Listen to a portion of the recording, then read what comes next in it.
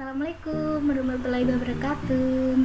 Perkenalkan, nama saya Windy Aliana Kusumahati. Saya di sini perwakilan dari kelompok yang akan mempresentasikan sebuah kasus, yaitu dengan kasus asuhan keperawatan gerontik pada Nyonya S dengan hipertensi di Desa Kemiri, Kabupaten Boyolali. Kita langsung masuk saja ya. Yang pertama, identitas diri klien. Nyonya S ini berumur 62 tahun dan mempunyai diagnosa medis hipertensi. Selanjutnya, keluhan utama saat ini Nyonya S merasakan pusing dan tengkuk lehernya terasa kaku. Riwayat pekerjaannya, Nyonya S hanya seorang petani, dan untuk aktivitas rekreasinya Nyonya S hanya hobi menonton TV dan mengatakan tidak pernah berpergian kemana-mana. Jika pergi hanya ke pasar bersama anaknya, dan jika mempunyai waktu luang akan berkunjung ke rumah tetangganya. Untuk saudara kandung, Nyonya S mempunyai dua, yaitu Tuan T dan Tuan S.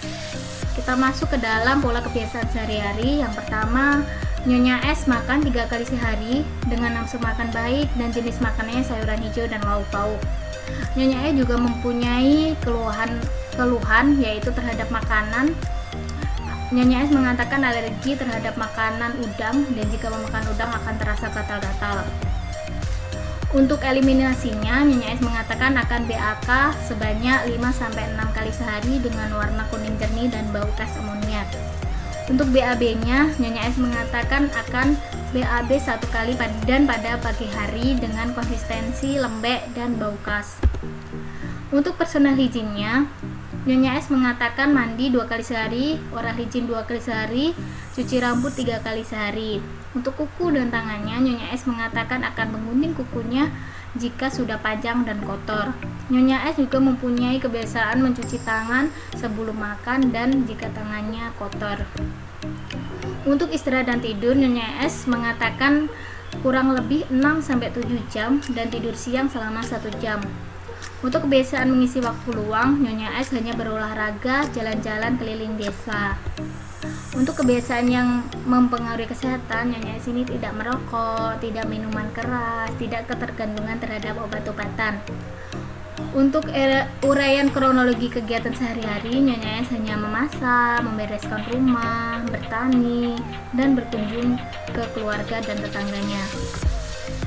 Untuk status kesehatan saat ini, Nyonya S mengatakan akhir-akhir ini sering merasakan pusing dan tengkuk lehernya terasa kaku. Nyonya S juga mengatakan masih banyak mengkonsumsi garam dan tidak mengetahui pantangan makanan dan penyakitnya. Untuk faktor pencetusnya yaitu pola makan yang kurang baik, dan Nyonya S mengatakan timbulnya keluhan secara bertahap, dirasakannya sejak 5 hari yang lalu. Untuk upaya mengatasinya, Nyonya S mengatakan hanya membeli obat di warung dan jika tidak kunjung membaik akan periksa ke dokter. Untuk riwayat kesehatan masa lalu, Nyonya S pernah mengalami muntaber dan pernah dirawat di rumah sakit sebanyak 3 kali. Untuk riwayat pemakaian obat, Nyonya S hanya meminum obat Oskadon dari warung dan tidak segera kunjung sembuh, akan periksa ke dokter dan mendapatkan obat amlodipin. Untuk selanjutnya pemeriksaan fisik ya. Di sini keadaan umum Nyonya S cukup pucat, tetapi Nyonya S ini masih bisa melaksanakan aktivitas secara mandiri. Untuk tanda vitalnya, di sini tekanan darah Nyonya S tinggi 190/90.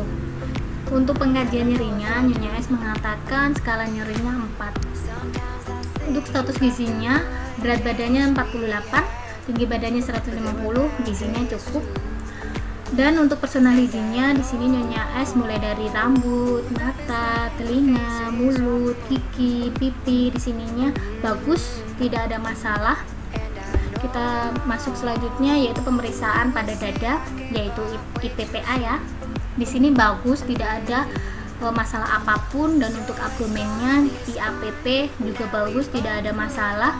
Untuk kulit ekstremitas atas, ekstremitas bawah juga bagus, tidak ada masalah yang dialaminya. Kita masuk kepada hasil pengkajian khusus. Nyonya S mengatakan masalah kesehatan kronisnya tidak ada, fungsi kognitifnya juga masih bagus, masih utuh. Untuk status fungsionalnya, Nyonya S ini masih bagus juga, aktivitasnya mandiri ya. Untuk status psikologisnya atau skala depresinya masih normal. Dukungan keluarganya, Nyonya S mengatakan selalu mendapatkan dukungan dari semua keluarganya.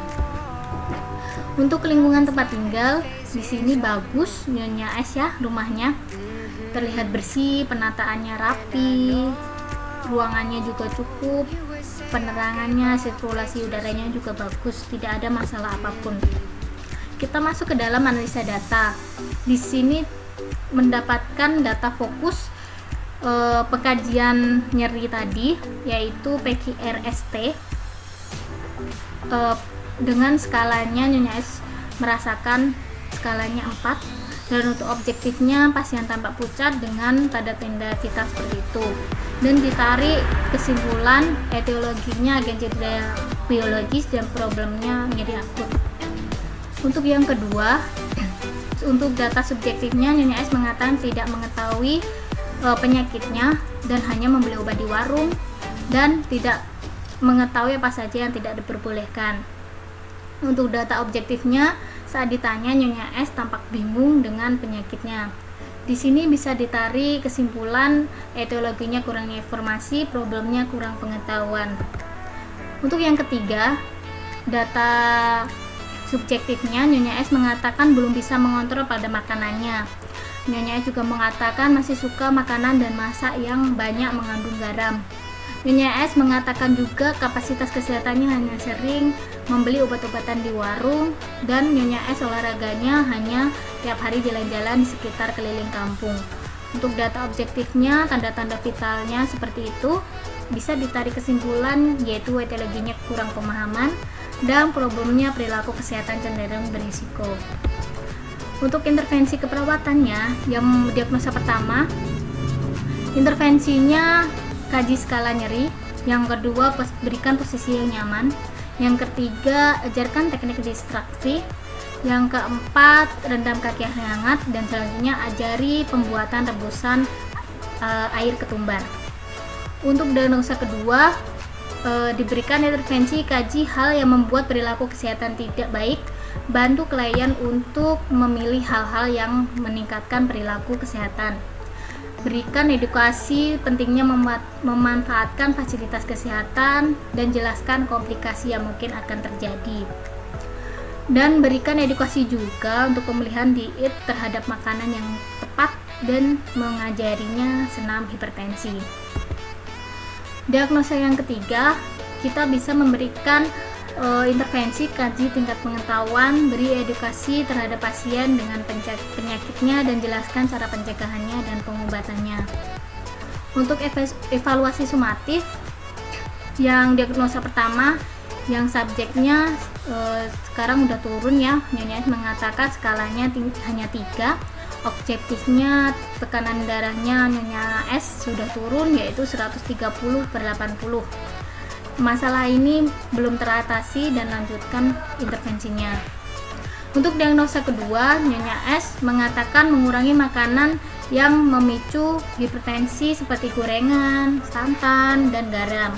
Nyonya S mengatakan akan mengubah pola hidupnya seperti mengontrol makanan dan stres. Untuk objektifnya, ini tanda-tanda vitalnya dan ini masalah sudah teratasi serta hentikan intervensinya. Diagnosa yang ketiga, Nyonya S mengatakan sudah paham mengenai penyakitnya. Untuk data objektifnya, Nyonya S tampak mengerti dan paham saat ditanya mengenai penyakitnya. Dari 5 pertanyaan dapat dijawab 4. Masalah sudah teratasi dan hentikan intervensi.